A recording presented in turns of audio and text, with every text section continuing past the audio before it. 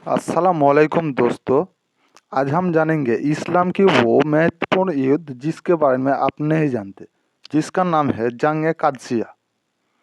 इसके बारे में आप लोग बहुत कुछ कम जानते हैं, इसलिए आप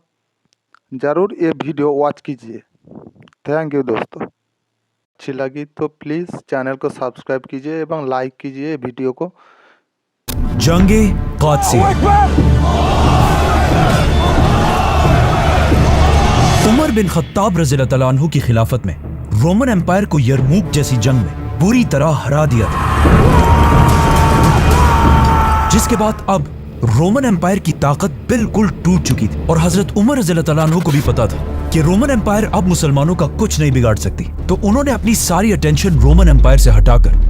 पर्शियन एम्पायर की तरफ की। लेकिन एक मिनट, मुसलमानों और पर्शियन एम्पायर की यह दुश्मनी यहां से नहीं बल्कि इससे बहुत साल पहले रसूलुल्लाह सल्लल्लाहु अलैहि वसल्लम के दौर से शुरू होती है कि जब रसूलुल्लाह सल्लल्लाहु अलैहि वसल्लम मक्का को छोड़कर मदीने में थे और मक्का वालों से बहुत सारी जंगों के बाद अब फाइनली मक्का और मदीना की सुलह हो चुकी थी, सुलह हुदैबिया,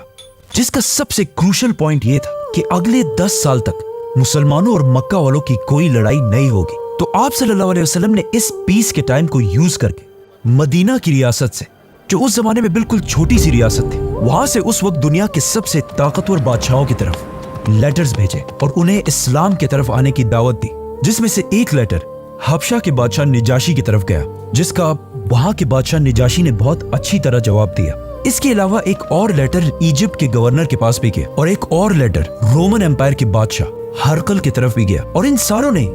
आप सल्लल्लाहु अलैहि वसल्लम के इस लेटर को बहुत इज्जत दी और बहुत तमीज से मदीना की तरफ जवाब भी भेजे। लेकिन जब आप सल्लल्लाहु अलैहि वसल्लम ने पर्शियन बादशाह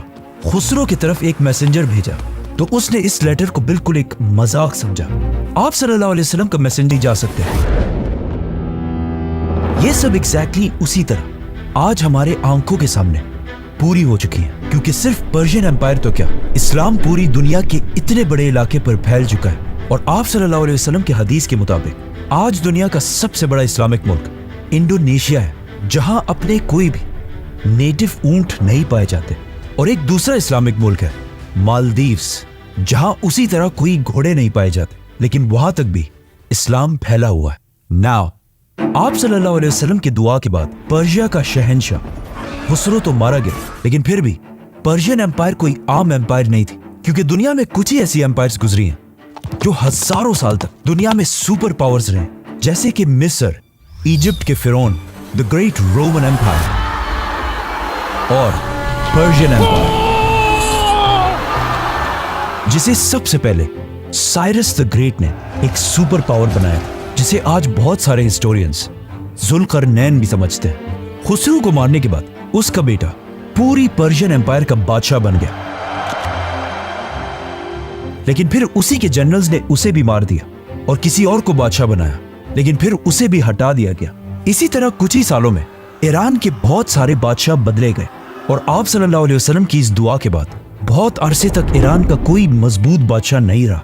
और कोई स्ट्रॉन्ग बादशाह ना होने की वजह से पर्शियन एम्पायर आहिस्ता आहिस्ता कमजोर होने लगे। इन सारे हालात को कंट्रोल करने के लिए आखिर मजबूरन ईरान के सारे जनरल्स एक जगह पर जमा हुए और मुसलमानों के खिलाफ प्लान बनाने लगे। इस मीटिंग में सारे जनरल्स को समझ आ गए कि मुसलमान सिर्फ इसलिए हमें इतनी आसानी से हरा रहे क्योंकि हम उन्हें छोड़कर आपस में एक दूसरे के साथ लड़ रहे हैं और हमारी इसी डिवीजन का मुसलमान फायदा उठा रहे हैं। तो आखिर ईरान के सबसे पावरफुल जनरल रुस्तम ने वहां सबको कन्विंस किया कि अब वक्त आ चुका है कि हम अपनी आपस की सारी दुश्मनियां भुला दें और अपनी आपस की सारी लड़ाइयां खत्म करके पर्शिया का एक नया यूनाइटेड शहंशाह चूज करें। और इस पोस्ट के लिए उसने खुद ही यज़दिगर्द को नॉमिनेट किया, जिसका ताल्लुक खुसरो के खानदान से था। लेकिन यहाँ भी रुस्तम ने बहुत ही चालाकी की थी, क्योंकि नए बादशाह यज़दिगर्द की एज उस वक्त सिर्फ 9 या 10 साल के करीब, और रुस्तम चाहता था कि यज़दिगर्द सिर्फ नाम का बादशाह हो और असल में सारी ताकत रुस्तम के पास हो।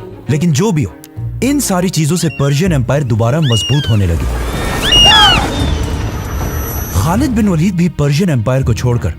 अबू बकर रज़ियल्लाहु अन्हु के हुक्म से रोमन एम्पायर की तरफ चले गए और उसी के साथ खलीफा की अटेंशन भी पर्शियन एम्पायर को छोड़कर रोमन एम्पायर की तरफ चली गई। और यहाँ पर्शियन एम्पायर में मुसलमानों की स्पीड बिल्कुल खत्म हो गई। اب جب خالد بن ولید رومن امپائر کی طرف گئے تو وہاں بہت تیزی سے یہ سارے علاقے فتح کر لیے، اور جب مسلمانوں نے آخر حضرت عمر رضی اللہ تعالیٰ عنہ کے دور میں امیسا جیسی امپورٹنٹ سٹی کو فتح کر لیا، اس کے بعد رومن اور پرشین امپائر کی برداشت کی حد بالکل ختم ہو گئی، جس کے بعد ہسٹری میں پہلی بار ایک ایسا کام ہوا جو اس سے پہلے سوچنا بھی امپاسبل تھا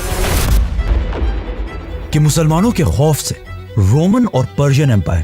ایک ہو گئے اور اپنے پچھلے 800 سال کی دشمنیاں بھلا کر ختم کر دی، اور ایک دوسرے کے اتنے قریب آئے کہ رومن بادشاہ ہرکل نے اپنی پوتی مانیا کی شادی پرشین بادشاہ یزدگرد سے کرائی، جس کی ایج زیادہ سے زیادہ 12 یا 13 سال کے قریب تھی، اور ان دونوں نے یہ پلان بنایا کہ ہم دونوں امپائرز اپنی آرمیز کو ایک دوسرے کے بارڈر سے ہٹا کر اپنے سینٹرز میں جمع کریں گے، اور پھر جب ہماری ساری فوج ایک جگہ جمع ہو جائے گی تو ہم ایک ساتھ ہی مسلمانوں پر حملہ کر کے انہیں ختم کر دیں گے۔ جب خلیفہ عمر رضی اللہ تعالیٰ عنہ کو اس ڈیل کا پتہ چلا تو اب ان کے سامنے بہت ہی بڑا چیلنج تھا، کیونکہ اب ایک ہی ٹائم پر انہیں اس زمانے کے 2 بڑے سپر پاور سے ایک ساتھ لڑنا تھا۔ رومن امپائر میں تو خالد بن ولید اور ابو عبیدہ کی لیڈرشپ میں مسلمانوں کی کافی بڑی فوج موجود تھی،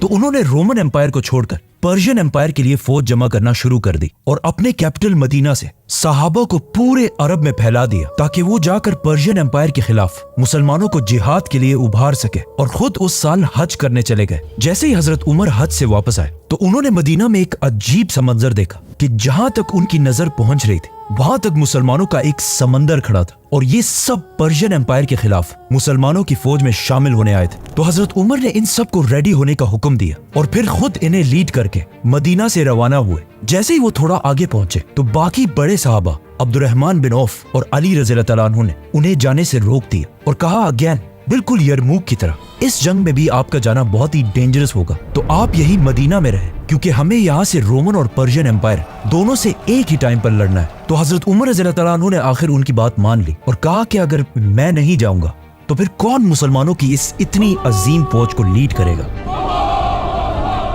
کیونکہ خالد بن ولید اور ابو عبیدہ ابن جراح دونوں رومن امپائر سے لڑنے میں مصروف تھے۔ اب جب یہاں اس خلافت کے سارے بڑے منسٹرز اس فوج کے لیے ایک جنرل ڈھونڈ رہے تھے تو اچانک وہاں ایک لیٹر پہنچا جس میں لکھا تھا کہ یا امیر المومنین، میں نے پورے عرب سے ہزاروں لوگوں کی فوج جمع کر کے مدینہ کی طرف روانہ کر دی ہے۔ یہ لیٹر سعد بن ابی وقاص رضی اللہ تعالیٰ عنہ کی طرف سے بھیجا گیا تھا۔ تو عبد الرحمن بن عوف نے اس لیٹر کو پڑھ کر سنایا اور کہا مجھے اس فوج کا لیڈر مل چکا ہے۔ تو وہاں ساروں نے پوچھا کہ کون ہے، تو انہوں نے کہا سعد بن ابی وقاص، اور یہ نام سنتے ہی وہاں بیٹھے ساروں نے within a second کہا کہ یہ نام ہمیں منظور ہے، کیونکہ سعد بن ابی وقاص رسول اللہ صلی اللہ علیہ وسلم کے ماموں تھے اور اسلام قبول کرنے والے پہلے 10 لوگوں میں سے ایک تھے، اور اس سے بہت سال پہلے جب جنگ احد میں مسلمانوں کے حالات بہت ہی خراب ہو چکے تھے تو انہوں نے بہت بہادری سے رسول اللہ صلی اللہ علیہ وسلم کو ڈیفینڈ کیا تھا، جس پر اسی دن پہلی دفعہ آپ صلی اللہ علیہ وسلم نے فرمایا تھا کہ اے سعد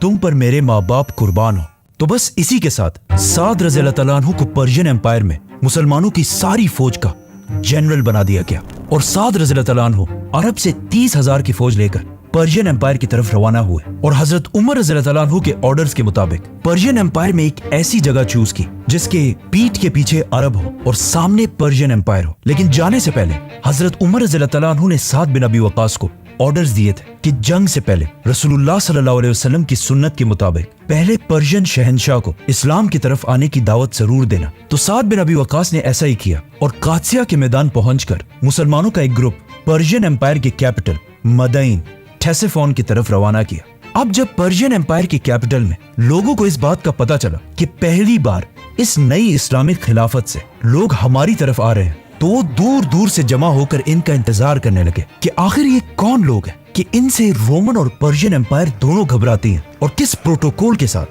یہ پرشین امپائر میں داخل ہوں گے۔ لیکن مسلمانوں کو دیکھ کر یہ سب حیران رہ گئے، کیونکہ انہوں نے دیکھا کہ کچھ بالکل سادہ لوگ عام سے کپڑے پہن کر وداؤٹ اینی پروٹوکول اس سٹی میں داخل ہوئے،